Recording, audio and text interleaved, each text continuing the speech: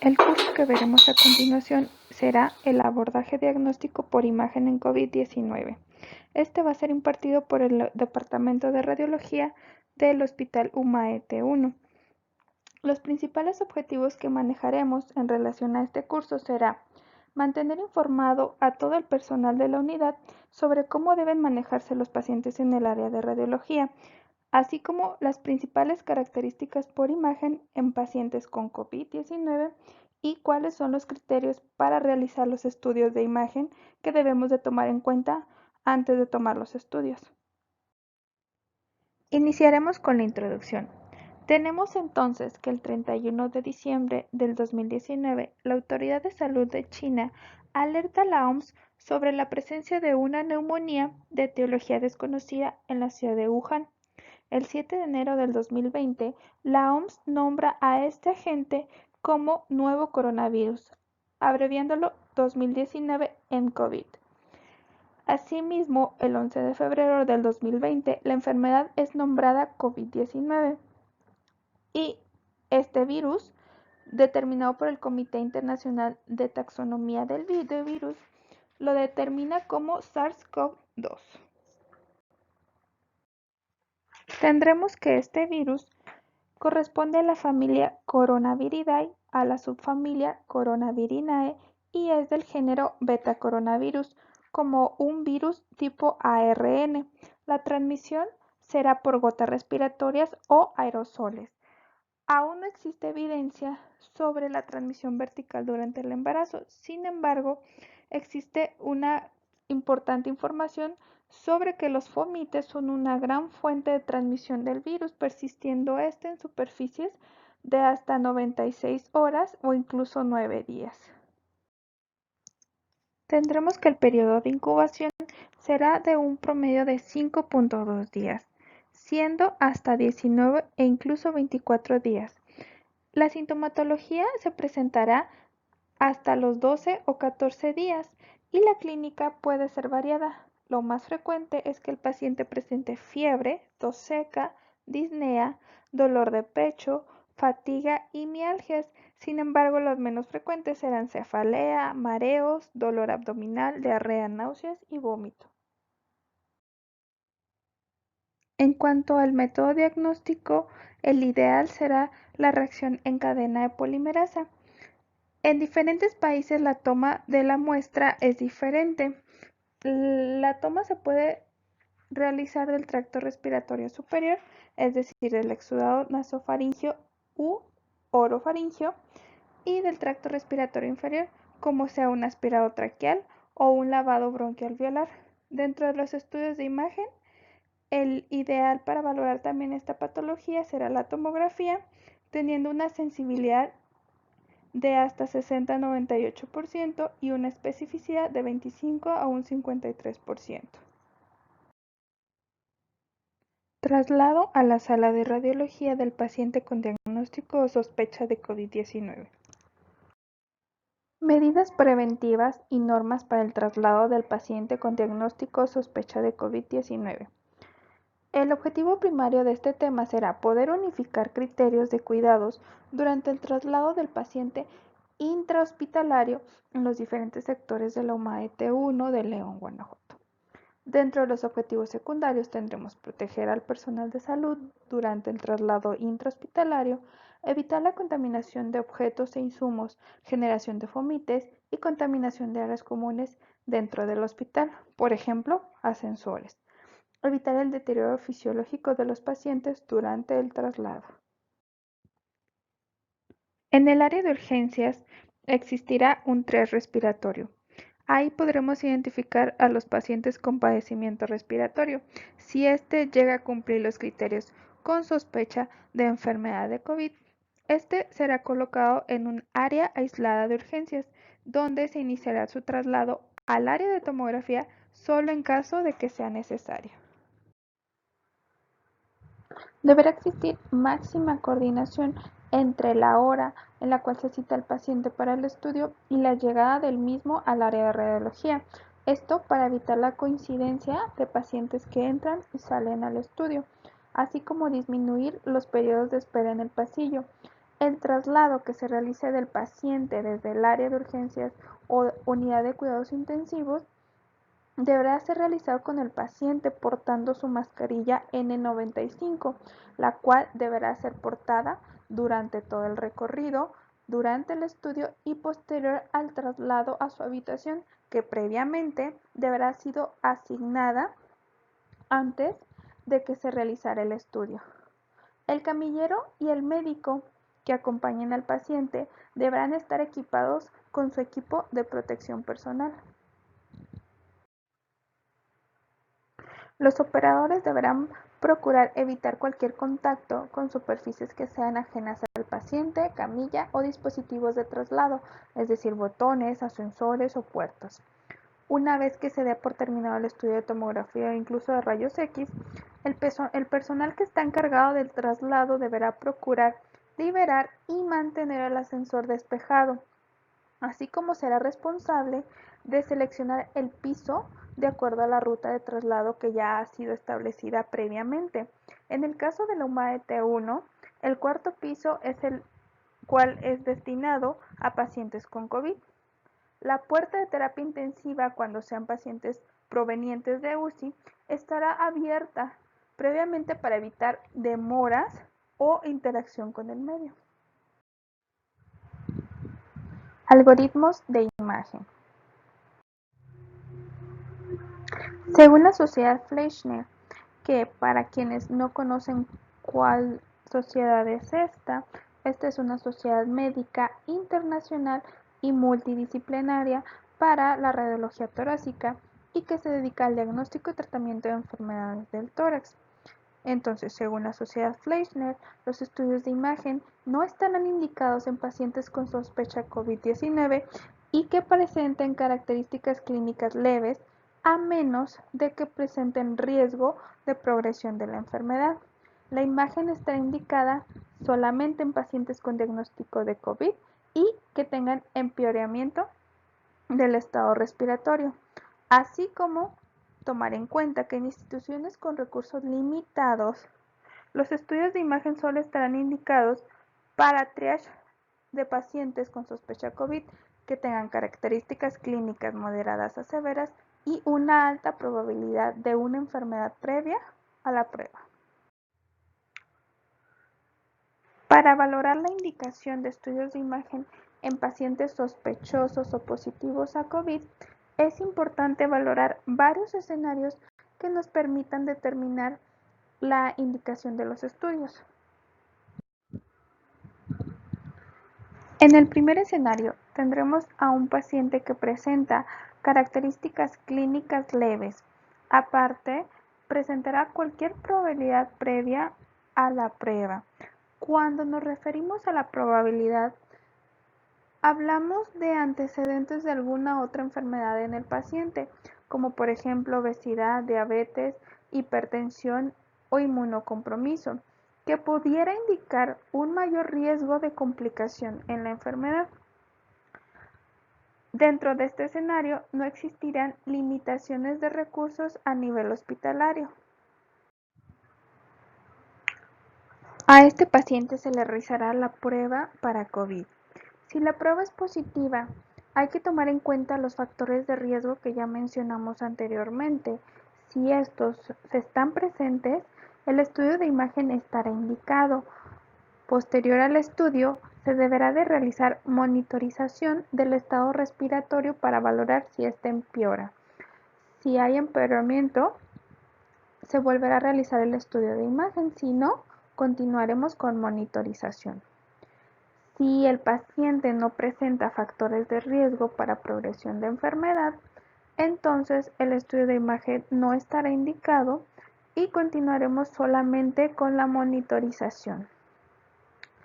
Si el paciente presenta complicación del estado respiratorio, el estudio de imagen estará indicado. Si este no lo presenta, pues continuamos aún con monitorización.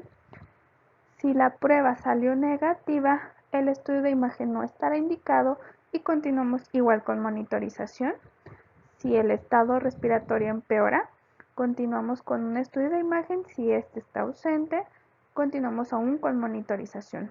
En el caso que el resultado de la prueba aún no esté disponible, deberemos de tomar en cuenta el riesgo que presenta el paciente para la enfermedad. Si el riesgo es moderado a alto, tomaremos en cuenta que la prueba fue positiva. Si el riesgo fue bajo, tomaremos al paciente como si la prueba hubiera sido negativa. Es importante que en términos generales entendamos, independientemente de los resultados de la prueba COVID y los factores de riesgo asociados en el paciente, se recomienda que obtengamos pruebas de imágenes para pacientes que tengan características clínicas leves y que posteriormente pudieran desarrollar un empeoramiento en la enfermedad. De lo contrario, si el paciente cuenta con una prueba positiva pero no existe agravamiento de la enfermedad, el tratamiento únicamente implicará apoyo y aislamiento del paciente. En algunas ocasiones se puede realizar la tomografía para tener un estudio basal justo en pacientes que puedan tener riesgos de progresión de enfermedad. En el segundo escenario tendremos a un paciente que tendrá características clínicas moderadas a severas. Igual con cualquier probabilidad previa a la prueba, recordemos que nos referimos a factores de riesgo y en el hospital pues no existen limitaciones de recursos. Tendremos entonces que en el escenario 2 se le realiza la prueba para COVID al paciente. Valoramos que si esta fue positiva o negativa, aún así estará indicada la realización del estudio de imagen en cualquiera de los dos resultados. En el caso de la prueba positiva, se realiza el estudio de imagen y se sigue monitorando al paciente en su estado respiratorio. Si hay alteración en el estado respiratorio, el estudio de imagen estará indicado para valorar la progresión de la enfermedad o la existencia de anomalías cardiopulmonarias secundarias, pudiera ser una embolia pulmonar, una neumonía bacteriana superpuesta o una insuficiencia cardíaca. En el caso de que la prueba fue negativa, se realizó el estudio de imagen. Al valorar este estudio de imagen, veremos si hay un diagnóstico alternativo que sugiriera la patología o la sintomatología del paciente y si es otro diagnóstico, pues darle tratamiento a este. Si los diagnósticos por imagen apuntan a que fuera una enfermedad por COVID o incluso si no hay ningún diagnóstico alternativo en el estudio de imagen, está indicado repetir la prueba COVID si ésta llegara a estar disponible. En el escenario 3, tendremos a un paciente con características clínicas moderadas a severas, con una alta probabilidad previa a la prueba, es decir, que alta probabilidad de factores de riesgo y que se complique. Sin embargo, en este caso, en el hospital existirán recursos limitados. En esta diapositiva podremos ver una plantilla de los criterios en relación a los escenarios clínicos que ya vimos y podemos tomar en cuenta los factores de riesgo que condicionan una progresión de la enfermedad, la progresión de la enfermedad y una enfermedad respiratoria que es severa a moderada, que podremos leer con atención.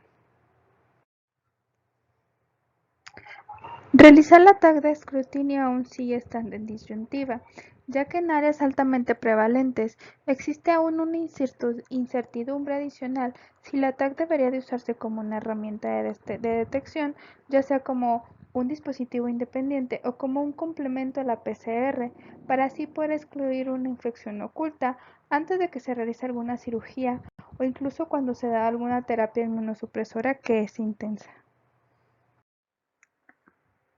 Como resumen, en relación a lo que ya vimos por imagen, las recomendaciones principales eran que los estudios de imagen no se indican de manera rutinaria para pacientes asintomáticos.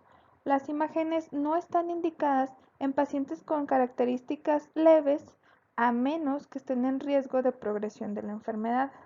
Sin embargo, los estudios de imagen sí estarán indicados para pacientes que presenten características moderadas a graves, independientemente si el resultado de la prueba COVID fue positivo o negativo.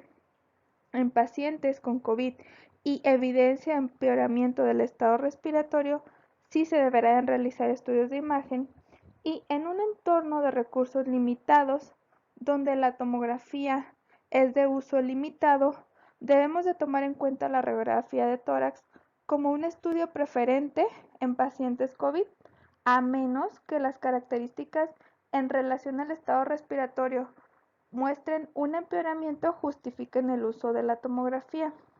Y adicionalmente, tener en cuenta que no es indicado realizar radiografías de tórax diarias en pacientes intubados y que están estables en el área de UCI. La TAC está indicada en pacientes con deterioro funcional y o hipoxemia, incluso después de que tengan una recuperación de enfermedad por COVID. La prueba COVID está indicada en pacientes que incidentalmente tienen hallazgos sugestivos de COVID en una tomografía computarizada. En cuanto a los estadios clínicos, es importante poder identificar cada uno de ellos. Tendremos a un estadio inicial cuando existe una gran carga viral permanente con un cuadro clínico viral agudo y existiendo una discreta linfopenia y aumento de marcadores proinflamatorios. Si bien el dímero D puede estar asociado a afección de trastornos de la coagulación, también puede estar asociado a un estado inflamatorio de estadios infecciosos. El estadio pulmonar podrá dividirse en 2A y 2B, 2A refiriéndonos a un estadio temprano y 2B a un estadio tardío. Se van a poder diferenciar a través de la valoración del índice de oxigenación. Si está por debajo de 300, se considera que ya se encuentra en fase pulmonar tardía y encontraremos anomalías radiológicas muy severas, así como procalcitonina disminuida. En el estadio final o estado hiperinflamatorio, la presencia del virus ya es relativamente baja en tejido pulmonar y existe una respuesta circulante. El paciente tiene falla respiratoria, falla cardíaca y estado de choque. Si correlacionamos los estadios clínicos con los hallazgos por imagen, podremos decir que cuando la carga viral es mayor, radiológicamente no existen cambios en el parenquima pulmonar que sean muy significativos. Ya en los estadios de fase temprana pulmonar, comenzaremos a ver afección parenquimatosa como pequeñas áreas en vídeo ilustrado que se asocian a discretos engrosamientos intersticiales. Posteriormente, en una fase pulmonar tardía, podremos observar el resultado de alguna insuficiencia respiratoria. Hallazgos por radiografía en COVID. En cuanto a la radiografía de tórax, esta no se recomienda en la práctica clínica ya que presenta una baja sensibilidad a la patología por COVID, teniendo en cuenta que en etapas iniciales o en patología leve generalmente no se visualizan hallazgos. Los hallazgos cuando son visibles en radiografía los podremos observar a partir del día 6 a 9 de inicio de los síntomas y más extensos en el día 12. Sin embargo, tiene gran utilidad en servicios de salud con recursos limitados donde no se cuenta con tomografía. Dentro de las principales indicaciones tendremos que podremos realizar este tipo de estudio cuando la condición física del paciente no permite el traslado a la sala de tomografía, en unidad de cuidados intensivos, cuando el intensivista lo crea conveniente, cuando exista un empeoramiento clínico relevante, cuando al finalizar el tratamiento exista estancamiento clínico o cuando exista posibles secuelas posteriores a un cuadro clínico grave después de la recuperación. En la radiografía de tórax podremos encontrar las principales lesiones compatibles o sugestivas por COVID. En la siguiente figura existe un esquema de cómo observaremos los principales hallazgos, el cual tendrá una numeración. El número 1 corresponde a una radioopacidad focal. Esta la podemos ver como un claro aumento de la densidad que presenta márgenes parcialmente definidos. El número 2 corresponde a una tenue radioopacidad focal. de menor densidad que la radiopacidad focal. El número 3 corresponde a un tenue aumento de la densidad de distribución difusa con difícil delimitación. El número 4 corresponde a un patrón intersticial focal o difuso. En este se observan imágenes lineales que pueden ser subpleurales y peribroncovasculares. Y el 5 es un patrón mixto, puede ser una combinación del 1, 2 y o el 3. Es preferible realizar una radiografía portátil de tórax, ya que existe facilidad al realizar el aseo del equipo en comparación a realizar un exhaustivo de la sala de rayos X, así como evitar el traslado del paciente crítico. No se recomienda el uso de ultrasonido torácico, ya que para fines diagnósticos y también para los hallazgos este llega a ser muy ambiguo. En la radiografía que vemos con número 1, observamos una radiopacidad focal pulmonar derecha parcialmente definida. Los espacios intercostales bilaterales se encuentran aumentados de tamaño. Ambos ángulos costofrénicos son prominentes y existe opacificación de los ángulos cardiofrénicos en relación a derrame pleural. Este paciente presenta antecedente de POC y una prueba positiva para COVID. En la radiografía número 2 observamos una tenue opacidad pulmonar derecha que es de menor densidad a la observada en la radiografía previa. Esta es de un paciente que presenta tos, fiebre y malestar general cursando su séptimo día de inicio de síntomas. Asimismo, en la radiografía número 3 vemos un tenue aumento de la densidad difuso de manera bilateral a nivel de los lóbulos inferiores y predominantemente en el pulmón derecho. Este paciente presentaba leve dificultad respiratoria cursando su día número 9 de inicio de síntomas. En la radiografía número 4 observamos un patrón intersticial reticular bilateral a nivel de las bases pulmonares, predominio izquierdo, probablemente secundario a un engrosamiento de septos, asociado a un tenue aumento de la densidad. Este paciente cursaba su octavo día con síntomas y una prueba positiva para COVID. En la número 5 observamos un patrón mixto donde existen radiopacidades focales bilaterales en vidrio deslustrado de distribución difusa asociadas a un patrón reticular intralesional.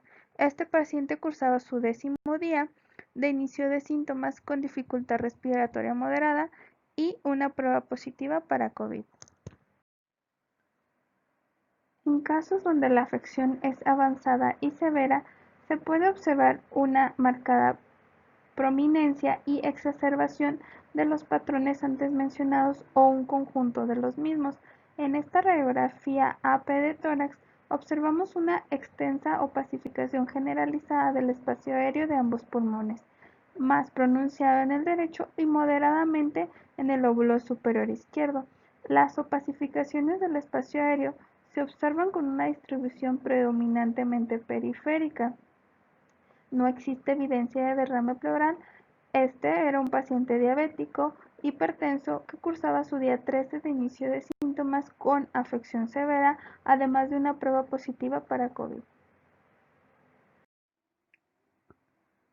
En las lesiones no sugestivas de COVID encontraremos 5 principales lesiones o imágenes.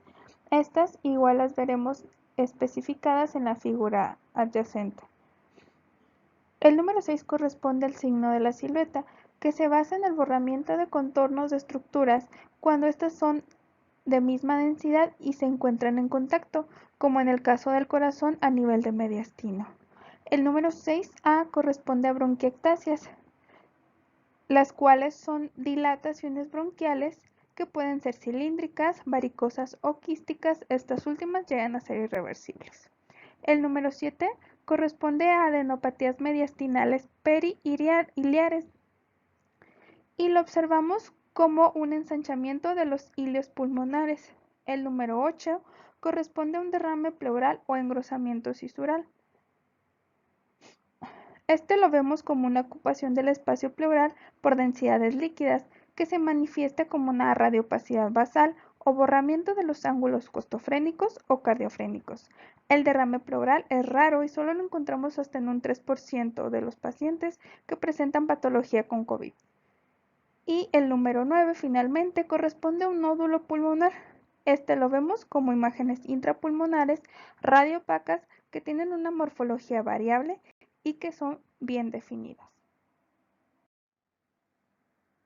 Hallazgos por tomografía en COVID. Las diferentes sociedades internacionales de radiología no consideran a la tomografía como método de tamizaje para una neumonía viral por COVID. Esto es debido probablemente a la naturaleza de los estudios publicados actualmente en forma retrospectiva, la falta de criterios diagnósticos estrictos por imagen y las diferencias en procedimientos para confirmar la infección. La tomografía presenta una sensibilidad del 60-98% y una especificidad de 25 a 53%, comparado con una sensibilidad de 59% para PCR. Presenta valores predictivos positivos del 92% y valores predictivos negativos de un 42%. Presentando un valor predictivo negativo relativamente tan bajo, nos sugiere que la tomografía puede no ser valiosa como prueba de detección para COVID-19, al menos en las primeras etapas de la enfermedad. El presente estudio tomó a la tomografía como referencia de un extenso metaanálisis realizado por radiólogos en California para la búsqueda de los patrones tomográficos más frecuentes y su distribución. Además, analizaron a 919 pacientes infectados, encontrando que los principales hallazgos por imagen fueron afectación bilateral, distribución periférica y opacidades en vidrio deslustrado. En otro estudio realizado a 51 pacientes con coronavirus, los hallazgos por imagen encontrados en tomografía más frecuentes fueron presencia de un patrón combinado con vidrio deslustrado y consolidaciones, presencia de patrón en vidrio deslustrado sin consolidaciones, agrandamiento vascular, engrosamiento de septos interlobares, provocando el patrón crazy paving y broncograma aéreo. Dentro de los menos frecuentes encontramos el signo del halo reverso, derrame pleural y linfoadenopatías mediastinales. Dentro de las imágenes típicas por tomografía en la enfermedad de COVID tenemos el vidrio deslustrado. Estas son imágenes por tomografía de un paciente de 77 años en el cual observamos un patrón en vidrio deslustrado de forma bilateral, multifocal, con morfología redondeada y localización periférica. Describiremos entonces un patrón en vidrio deslustrado como una opacidad aumentada nebulosa del pulmón con preservación de márgenes bronquiales y vasculares por llenado parcial de los espacios aéreos y parcial desplazamiento del aire. Observamos también un patrón en crazy paving, el cual se asocia a un patrón de engrosamiento de septos interlobales con un patrón en vidrio deslustrado. El patrón en crazy paving se puede definir como engrosamiento de los tabiques interlobulares y líneas intralobulares interpuestas sobre un fondo de vidrio esmerilado claramente demarcado del pulmón normal y puede tener una distribución geográfica. Otro de los patrones que también observaremos será un patrón mixto, en el cual existirán consolidaciones asociadas a vidrio deslustrado. En la primera imagen observamos a una paciente de 77 años con enfermedad por COVID y en la tomografía se observan múltiples opacidades de vidrio esmerilado y consolidaciones asociadas a un engrosamiento de los tabiques intralobulares e interlobulares, estos señalados con flecha blanca. Además, signos de broncograma aéreo demostrados con punta de flecha y atrapamiento de aire, también demostrado con flecha negra. En la próxima imagen observamos otro paciente de 66 años, también con enfermedad por COVID, y en la proyección de intensidad mínima observamos que existe deformación bronquial debido a fibrosis y lesiones en forma de estrías. Por lo tanto, hablaremos de una consolidación cuando existe un aumento homogéneo de la atenuación del parénquima pulmonar, oscureciendo los márgenes de los vasos y paredes de las vías respiratorias asociadas al broncograma aéreo. También puede verse como expresión de la enfermedad más avanzada. En relación al estudio previamente mencionado de 51 pacientes con enfermedad de COVID, tendremos que, en relación a la afectación por lóbulos, fue más importante la afectación de los 5 lóbulos. Después de esto, tendremos a la afectación por lóbulos inferiores. También se determinó que las áreas predominantemente afectadas fueron las periféricas y subpleurales, así como que hubo menos lesiones a lo largo de los haces broncovasculares. Sin embargo, presentamos este estudio realizado en Nueva York de 121 pacientes, de los cuales 61 fueron hombres y 60 mujeres, con una edad media de 45.3 años, teniendo un rango de edad de los 18 hasta los 80 años. El objetivo de este estudio fue valorar la afectación por cantidad de lóbulos y su localización. En relación a la afectación segmentaria, fue predominante en el lóbulo inferior derecho, seguido de la afectación del lóbulo inferior izquierdo. Fue en su mayoría bilateral y con afectación de más de 2 lóbulos. Como conclusión, presentaron que existe mayor afección de los lóbulos inferiores en segmentos posteriores y de manera bilateral. En esta tomografía de un paciente de 42 años que se presentaba en el grupo de tiempo tardío, es decir, 10 días desde el inicio de los síntomas a esta tomografía, se muestran opacidades en forma de consolidaciones bilaterales, teniendo una distribución periférica de manera llamativa hacia la parte inferior derecha del lóbulo inferior, el cual está marcado con flechas sólidas, y con una morfología redondeada hacia el lóbulo inferior izquierdo, marcado también con flechas discontinuas. Del estudio previamente mencionado, también se observó la distribución de las opacidades en un eje axial. De esta, la distribución periférica fue de las más frecuentes, con predominio en una etapa intermedia de 3 a 5 días y con una distribución no axial al pulmón en forma generalmente de parches, predominantemente en una etapa temprana de 0 a 2 días. Observemos estas dos tomografías. La primera es una distribución no axial en forma de parches de un paciente de 36 años con opacidades bilaterales de vidrio deslustrado hacia los lóbulos superiores con una morfología redondeada, las cuales se encuentran marcados en forma de flecha. Y la posterior imagen nos habla del paciente de 44 años que mencionamos anteriormente en la diapositiva, y haciendo alusión a la distribución periférica de las lesiones. CORRAT, Sistema de Información y Reporte de las Imágenes de la Enfermedad por Coronavirus 2019. Este apartado está basado en el presente artículo, el cual tiene como propósito proponer un sistema de reporte para la interpretación de los estudios de tomografía de tórax en pacientes con diagnóstico o sospecha de COVID-19.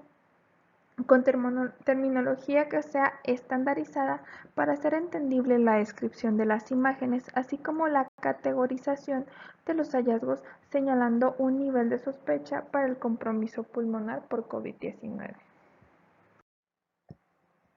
Como ya lo mencionamos, el objetivo de esta clasificación será determinar el nivel de sospecha de compromiso pulmonar por COVID-19, dependiendo de las características observadas por tomografía de tórax simple. Sin embargo, la interpretación real de si un paciente sufre COVID debe incluir otros datos como pruebas de laboratorio, hallazgos clínicos, el tipo y la duración de los síntomas. Iniciaremos entonces con la clasificación, empezando con CORRAT 0. Determinaremos este tipo de clasificación cuando no podemos asignar ninguna de las 5 categorías debido a un estudio de tomografía incompleto o de calidad insuficiente. CORRATS 1 implica un nivel muy bajo de sospecha para compromiso pulmonar, determinado por hallazgos normales de tomografía o incluso una tomografía que presente una etiología no infecciosa. Corresponderá a un enfisema leve o severo, nódulos isurales, derrame pleural, tumores pulmonares o incluso áreas de fibrosis.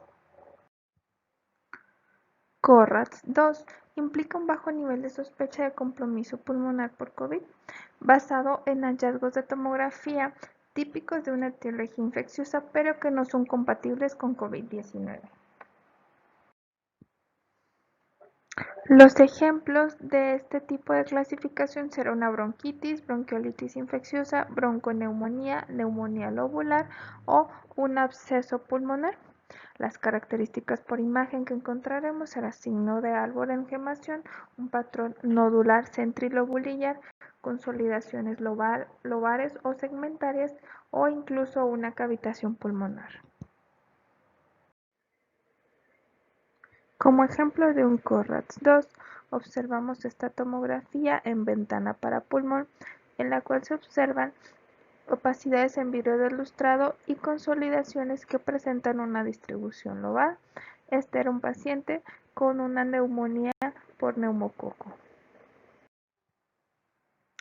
CORRATS 3 corresponde a hallazgos equívocos o inciertos por una afectación pulmonar por COVID, determinado por características tomográficas que se pueden encontrar en otras neumonías virales o de etiología no infecciosas.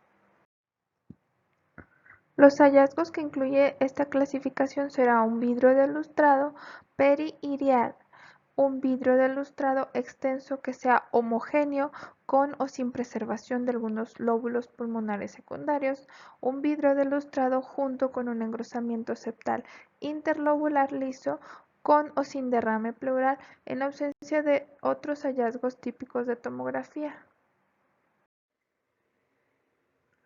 Tendremos como ejemplo de un CORRATS 3 estas dos tomografías que presentan opacidades en vidrio de lustrado con una distribución generalizada, las cuales se asocian a un engrosamiento septal subyacente. La primera corresponde a un paciente con influenza AH1N1 y la segunda a un paciente con neumonía por citomegalovirus. CORRATS 3 también incluirá pequeñas opacidades de vidrio de lustrado que no tienen localización centrilobulares o que no se encuentran cerca de la pleura visceral.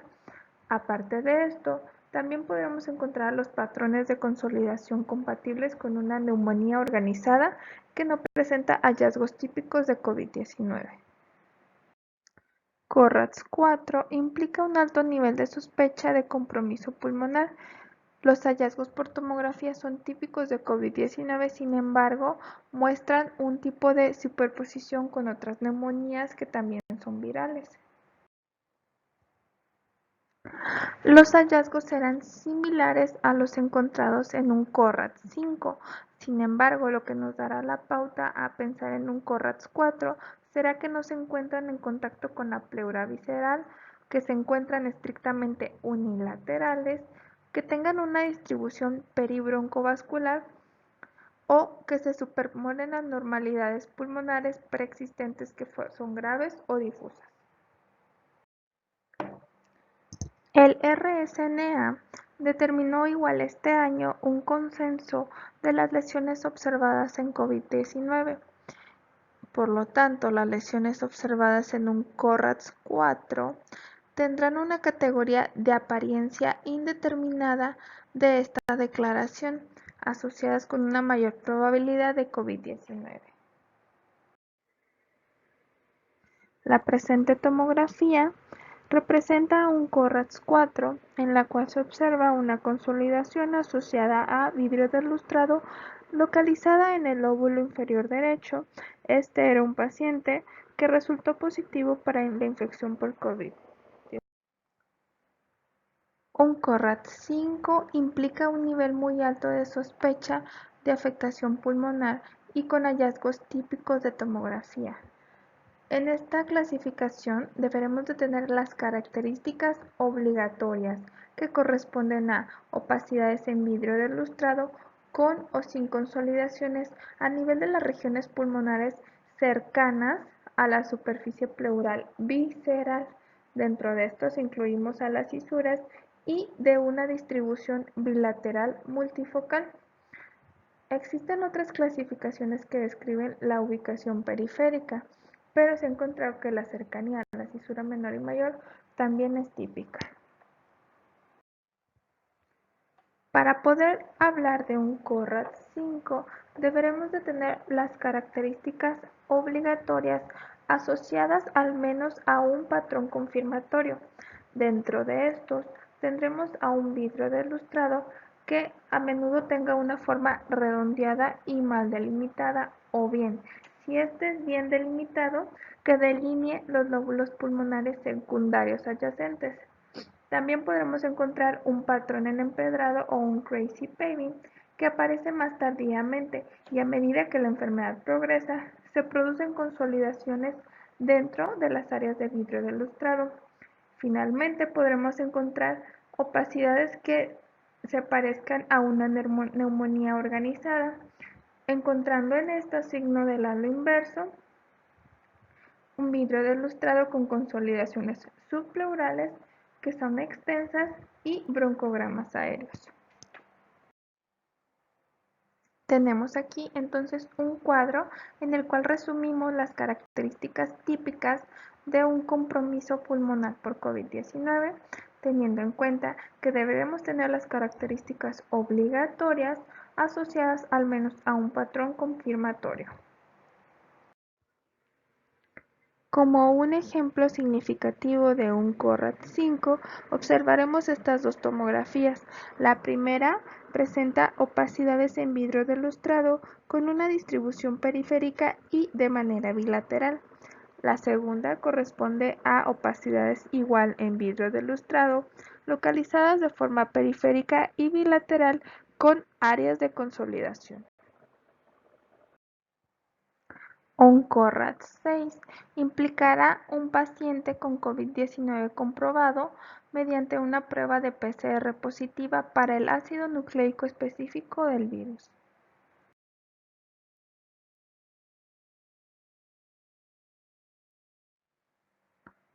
Severidad de la enfermedad por tomografía de tórax.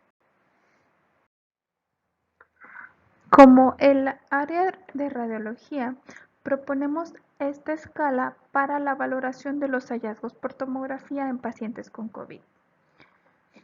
Entre todas las bibliografías en las que fue basada esta escala, que están colocadas en esta diapositiva, los puntos importantes a mencionar son: han sido descritos en la literatura la correlación que existe entre los hallazgos por tomografía y biopsia del parénquima pulmonar. Esta escala ha sido utilizada con algunas modificaciones en diversos estudios, incluyendo SARS-CoV-1 y SARS-CoV-2, con muy baja variabilidad interobservador. Se recomienda también dividir el COVID en 4 etapas de acuerdo con el momento de inicio y la respuesta del cuerpo al virus, en temprana, avanzada, severa y de disipación. Existe una clasificación clínica que divide los pacientes en 4 grupos según el diagnóstico y el plan de tratamiento de COVID-19 emitido por la Comisión Nacional de Salud en leve, común, severo y crítico. Lee y colaboradores utilizaron esta escala para probar la capacidad de diagnóstico diferencial en la extensión de la gravedad total en el grupo de tipo leve común y el grupo de tipo severo crítico, donde existía un corte de 7.5 puntos, teniendo un rango de 0 a 20 con una sensibilidad de 82.6% y una especificidad de 100%. Yang y colaboradores encontraron que el umbral óptimo para identificar COVID-19 severo fue de 19.5 puntos. con una sensibilidad de 83.3% y una especificidad del 94%, con un rango de 0 a 40 puntos. Y finalmente, debemos de tener en cuenta que esta escala se debe utilizar en pacientes con CORAD 5 o CORAD 6. Esto es lo que proponemos en nuestra UMAE. Determinar una valoración semi-cuantitativa de extensión de la lesión por los lóbulos pulmonares. Primero vamos a determinar el porcentaje de afección lobar por cada uno de los lóbulos pulmonares, determinando un puntaje para cada uno de estos dependiendo de la afección que exista. Teniendo un rango de 0 a 20 puntos, determinaremos que hay una afección leve a común de 0 a 8 puntos y severa crítica de 9 a 20 puntos. Después, dependiendo de qué patrón sea el predominante, se determinará si se encuentra en una etapa inicial, en una etapa avanzada o en una etapa severa. La etapa inicial corresponderá a áreas de vidrio deslustrado dispersas o confluentes centrales o subpleurales. La etapa avanzada corresponde a hallazgos previos más un patrón en crazy paving y o áreas de consolidación que pueden estar asociadas a broncograma aéreo. Finalmente, una etapa severa será determinada por consolidaciones difusas de los pulmones con una densidad variable. Las áreas no consolidadas del pulmón aparecen como una opacidad de vidrio delustrado. La pleura puede estar engrosada y puede haber pequeña cantidad de derrame pleural. A continuación, realizaremos varios ejercicios que nos permitan familiarizarnos con este tipo de escala. Primero tendremos a un paciente masculino de 55 años con sospecha de COVID. En las imágenes de tomografía que tenemos a continuación, observamos que presenta áreas de consolidación periféricas, subpleurales, de distribución parciada, que se asocian a broncograma aéreo, con predominio hacia los lóbulos inferiores. Por medio de esta patología, podremos decir que hablamos de un CORAX 5. A continuación, realizamos la evaluación de la severidad de la enfermedad por tomografía y vemos que en el lóbulo superior derecho existe una afección del 26 al 50%. En el lóbulo medio derecho existe una afección del 1 al 25%. En el lóbulo inferior derecho existe una afección del 51 al 75%. En el lóbulo superior izquierdo existe una afección del 26 al 50% y en el lóbulo inferior derecho existe una afección de 76 al 100%. Posterior a esto, sumaremos cada uno de los puntos que corresponde a la afección lobar, dándonos un total de 12 puntos y teniendo una clasificación de severa a crítica. Después de esto, determinamos la etapa de la enfermedad. Vemos que existe un patrón predominantemente consolidación, por lo cual hablamos de una etapa avanzada. En el siguiente ejercicio, observamos la tomografía de un paciente femenino de 76 años con sospecha de COVID. En las imágenes de tomografía observamos áreas de vidrio delustrado, patrón en crazy paving y consolidación de distribución central peribroncovascular, pero de predominio periférica y subpleural, con áreas parciadas y confluentes asociadas a broncograma aéreo y con predominio hacia los lóbulos inferiores. En relación a las imágenes, podemos determinar que es un CORAD 5. A continuación, determinamos la evaluación de la severidad de la enfermedad por tomografía, valoramos la afección lobar que existe y en total nos da 18 puntos, dando una clasificación severa a crítica. Continuamos con la etapa de la enfermedad y vemos que el patrón es predominantemente consolidación, hablándonos de una etapa avanzada. En el próximo ejercicio tenemos un masculino de 42 años con sospecha de COVID. En los hallazgos por tomografía encontramos áreas nodulares y parcheadas de predominio a vidrio deslustrado con distribución central peribroncovascular, pero de predominio periférica y subpleural, con un predominio hacia los lóbulos inferiores. Tomando en cuenta los hallazgos por tomografía, hablaremos de un CORRAT-5. Continuaremos con la evaluación de la severidad de la enfermedad por tomografía. Valoramos la afección lobar y determinamos un total de 5 puntos, dando una clasificación leve a común. Continuamos con la etapa de la enfermedad y valoramos que existe un patrón predominantemente en vidrio deslustrado, por lo que hablamos de una etapa inicial. En el último de los ejercicios tendremos a un paciente femenino de 69 años con sospecha de COVID. En los hallazgos por tomografía observamos áreas de vidrio deslustrado, patrón en crazy paving y consolidaciones de distribución central peribroncovascular, pero de predominio periféricas y subpleurales, parcheadas y confluentes asociadas a broncograma aéreo con predominio hacia los lóbulos inferiores. Viendo estos hallazgos podemos hablar de un CORRAT-5. Continuamos entonces con la evaluación de la severidad de la enfermedad por tomografía. Al determinar la afección lobar, determinamos un total de 18 puntos, dando una clasificación de severa a crítica. En cuanto al patrón predominante, observamos que existe consolidación con áreas no consolidadas del pulmón en vidrio deslustrado, hablándonos de una etapa severa. Conclusiones.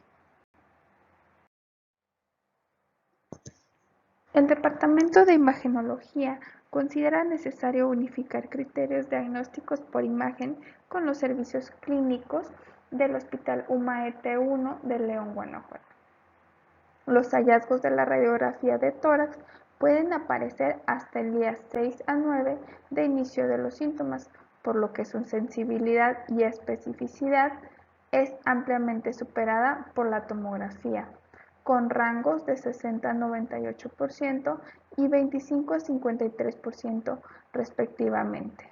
Los datos más reportados en tomografía de tórax de pacientes sospechosos por COVID son opacidades en vidrio deslustrado, consolidación con distribución periférica y afectación bilateral, pudiendo acompañarse o no de engrosamiento de los septos interlobares, conformando un patrón en crazy paving. Se pretende un uso complementario de la escala CORRATS con la escala de severidad que se propone en este documento para la UMAET-1, utilizando la última solo en estadios CORRAT-5 y CORRAT-6. Los indicadores cuantitativos y semi-cuantitativos propuestos en esta escala de severidad podrían proporcionar un enfoque objetivo para identificar rápidamente a los pacientes que necesitan hospitalización. Se recomienda máxima coordinación entre servicios solicitantes de tomografía y el servicio de imagen a fin de evitar coincidencia de pacientes y evitar tiempos de espera en pasillos. El personal técnico y médico abordará al paciente con su equipo de protección personal y posteriormente se realizará un exhaustivo en el área de tomografía.